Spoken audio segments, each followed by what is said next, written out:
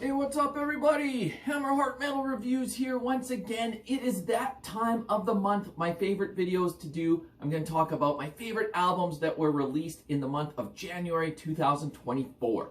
So if you are returning to my channel, you know the deal by now. I do this at the end of every month. If you're new to the channel, I'll kind of give you a quick spiel here. Basically at the end of every month, I just summarize my favorite like 15 to 20 albums that I have listened to in the month that were released in that month. I try to limit it to 15 or 20. Sometimes I get carried away, but generally I'll kind of run through the first 10 or so pretty quickly. And then as I get into the top 10, the albums that I like even more, I'll spend a little bit more time talking about them. I don't include EPs on this list in general. This is just full lengths that were released this month. I will say for January this year, like typically in years past, January is not always the strongest month, but this was a pretty good month. There's a lot of albums here. I had a hard time narrowing this down to close to 20. I think I even have a little bit more than 20 here, right around there, though I had a really tough time. Very strong month in terms of black metal and death metal. Maybe not so many like traditional heavy metal or power metal albums that I've heard that really stood out to me. So if you have any recommendations there, definitely let me know. I can't listen to everything, and I always love getting your recommendations. Give them to me in the comments. Let me know what you think of all these albums I'm going to talk about. But yeah, I always like exploring even more afterwards to discover some new albums. Definitely need to get my power metal and traditional heavy metal fix in for this year, which there's a couple traditional heavy metal albums on this list, but not necessarily anything that completely blew me away. But nonetheless, let's get into this. I got a lot of albums to talk about, so strap in. Here we go. Kicking off my list, I am going with At the Plate and their album Omnivore. So this is some death metal, obviously got a major sense of humor. It's like a parody of At the Gates, and even all their song titles are like parodies of other like death metal bands' song titles, such as Punish My Waistline instead of like Punish My Heaven by Dark Tranquillity. Not that the song sounds the same, but just lyrically, it's all like food-related stuff. I mean, the joke maybe wears thin after a while, but it kind of puts a smile on my face. It's an interesting mix of death metal styles. I will say it's an enjoyable album. I don't necessarily think I'm going to go back to it a ton. But if you're just looking for something funny that you're going to read the lyrics and be like, okay, that's kind of silly, definitely go check out the album. Is it going to stand the test of time? Probably not, but it's decent, it's worth a listen, and it's kind of funny. Up next, I'm going with Unsouling and their album Vampiric Spiritual Drain. So this is some atmospheric black metal from Minnesota. This is released on I Void Hanger. So if you know that record label, you know kind of what you're in store for. They're always more on the like avant-garde experimental side of things. And this is just a very well done atmospheric black metal album. I haven't spent a ton of time with this because this did just come out. So who knows, in time maybe this will rise higher. But on my first couple listens, definitely enjoyed it. Worthy addition to my list. Up next, I am going with Lucifer and the new album Lucifer V. So if you're unfamiliar with this band, this is some heavy rock with hints of doom, just traditional heavy metal, straight up heavy metal, hard rock kind of thing. It's very catchy. If you've heard the band before, you know what you're in store for here. I don't really think they're doing anything new on this album compared to what they've done before. It sounds pretty similar to their last couple albums, basically exactly what I expect, but it is full of very catchy songs. I will say this band is one that I enjoy, but has never really like blown me away. I think it's fun, it's catchy, but it doesn't necessarily stand out so much that I think I'm going to be going back to this album a ton. But if you're into this style, there's a lot to enjoy here. Definitely an album worth checking out. Up next, let's switch it up completely and go with Mourning Dawn, their album The Foam of Despair. So this is a very interesting album. This could be classified as like blackened doom metal, but it's even got some like industrial undertones to it as well, and lots of experimentation. Like they bring in saxophone in one part. It's kind of just all over the place, but it keeps you engaged because you never really know what's coming next. I do find it a little uneven, almost trying like too many things on this album, but nonetheless, it's very interesting and definitely worth going to check out. Up next, I'm going with Savis Finis and their album Facilits de Senes Averno. Might be mispronouncing that, but doing my best here. This is some blackened death metal from Portugal. This is just really interesting as well. It's very crushing and dark. Like, the atmosphere is very suffocating on this album, but it's really well done. I really found myself like really getting engaged with this album, and it just like enraptures you with its overall atmosphere and crushing sound. Really good stuff. Another one that I need to spend more time with, but go check out this band if you haven't. All right, up next, a very legendary band, Saxon, with their new album Hell, Fire, and Damnation. So a band that probably should not need any introduction. I can't remember what album number this is by them, 23 or 24. They've been around forever. New wave of British heavy metal legends. At this stage in their career, I mean, it's just another solid release. They don't really put out bad albums.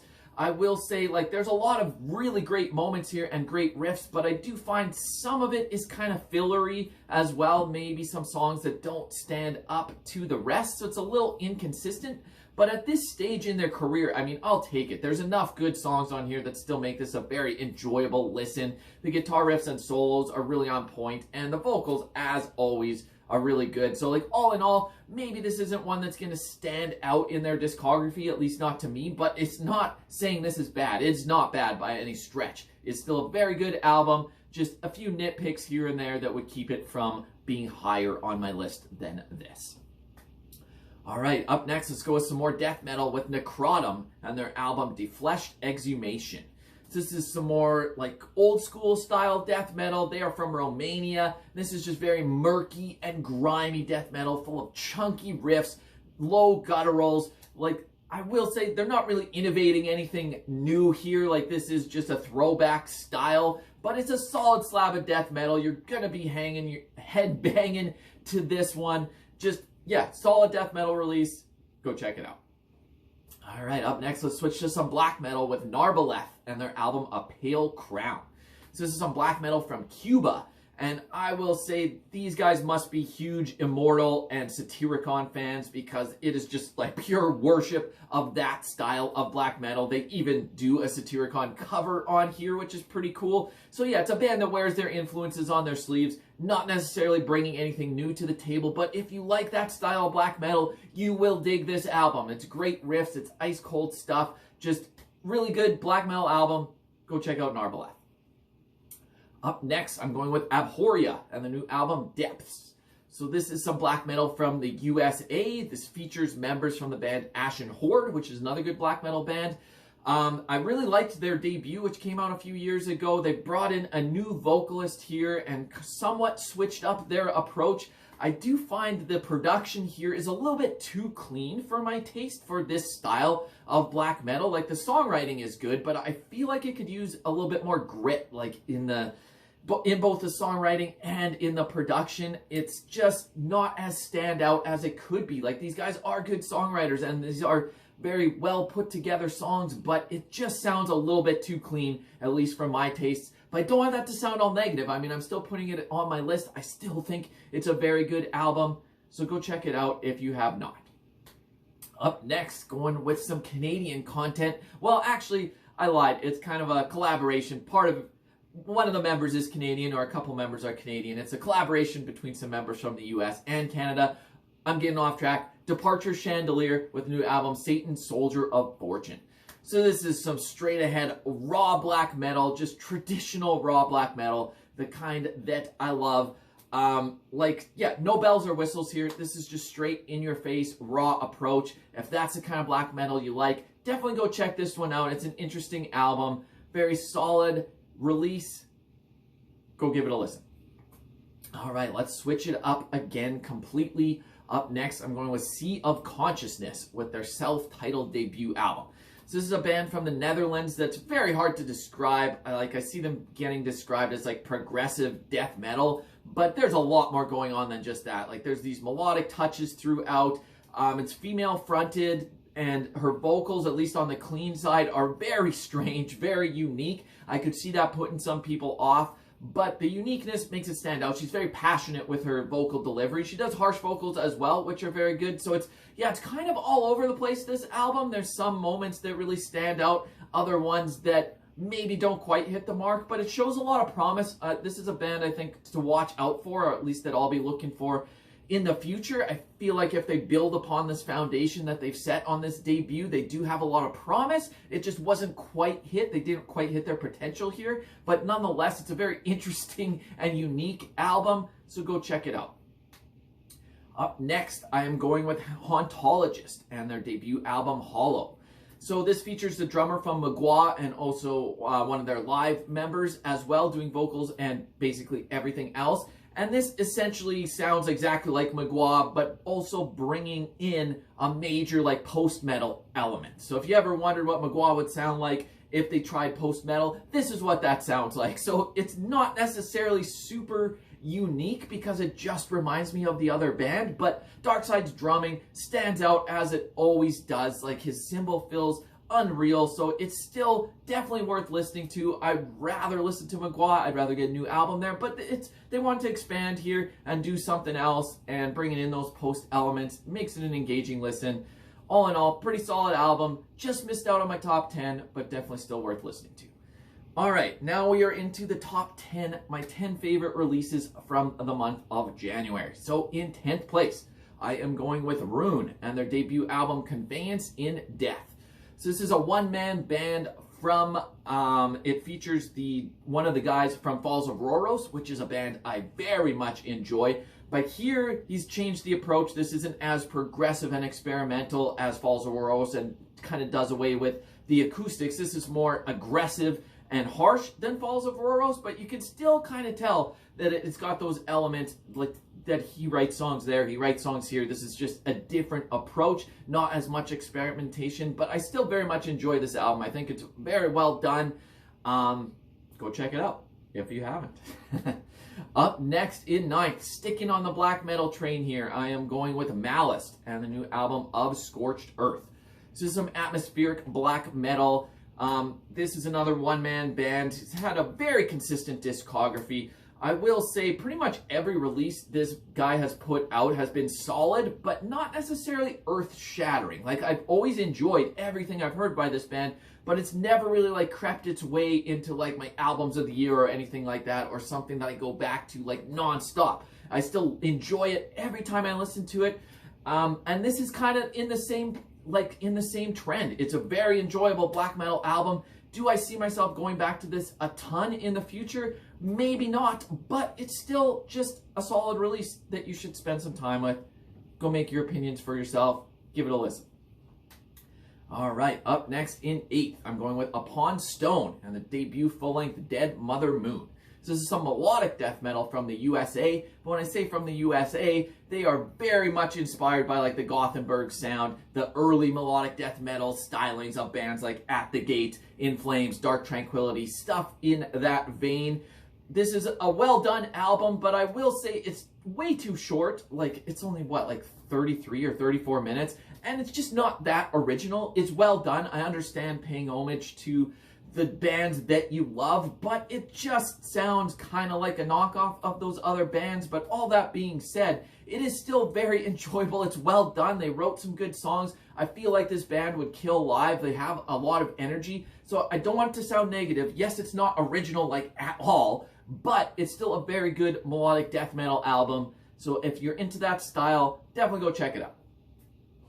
Up next in 7th, I'm going with Scale with their album Traverse the Bielak. I'm probably mispronouncing some of this. This is a one-man band from Scotland. This is like atmospheric progressive post-metal, which, yeah, I don't talk about a lot of prog on this channel. It's not necessarily a genre I go that much towards unless it's like progressive black metal or progressive death metal or progressive power metal, but like just straight ahead prog and post-metal aren't things I listen to a ton.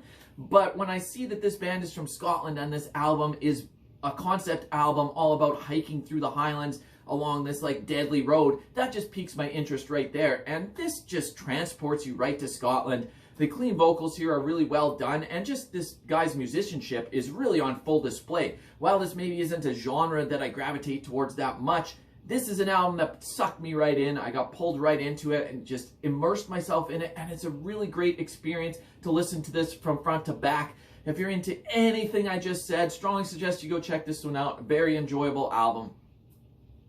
Up next in 6th, another legendary band, Master, with their new album Saint Dispelled. So yeah, this is some death thrash, kind of right in the middle. I wouldn't call it pure death metal, I wouldn't call it pure thrash metal. It's a combination of the two, and they're just doing it the master way. They have been putting out consistent releases for so long, and this is just exactly what I want and what I expect from a master album. Just master being master. They did bring in a new drummer on this album, which did seem to inject a little bit of youthful energy into them and maybe gave them a little bit more motivation to write this album, and he fits them like a glove. Really killer tracks here. This whole album from front to back does not disappoint. Could be even higher than this, but for today it's in 6th place. Go check it out if you have not. All right, now we are into the top 5, my 5 favorite releases from the month. Give you a sec here, try to guess what they are. I'm getting a little parched, I gotta take a sip of water here. Not drinking beer today, just water. I'm filming this early morning, so yeah, not drinking yet, maybe later. All right, into the top 5 now. In 5th, I'm going with Engulf and their debut album, The Dying Planet Weeps. So this is a one-man death metal band, old school death metal style, very much influenced by bands like Morbid Angel. Like, I can hear that influence in these riffs.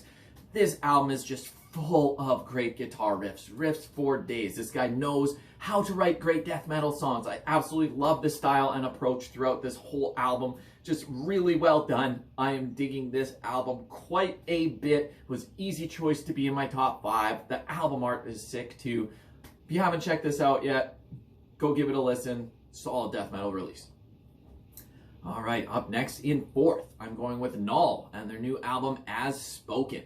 So this is a self-described funeral grind band, and I feel like there's a lot more going on than just that. Like, I'm not a huge grind guy in particular, but there's exceptions to that. But here I find this isn't just straight ahead grind. There's different elements here. I mean, they have some longer songs as well. It's not just short to the point tracks. Like, this is very immersive album that is just an auditory assault. Like, I feel like this reminds me of Analnath Rock meets Portal, kind of like a combination of those two bands, if that makes any sense at all. It's very hard to describe, but it just has so many layers to unpeel here, and I really dig it. The vocals are insanely good here, and this is just an intense listening experience. Like, it's pummeling and suffocating, but it is so good. You are gonna be listening to the shit out of this album. It's insanely good.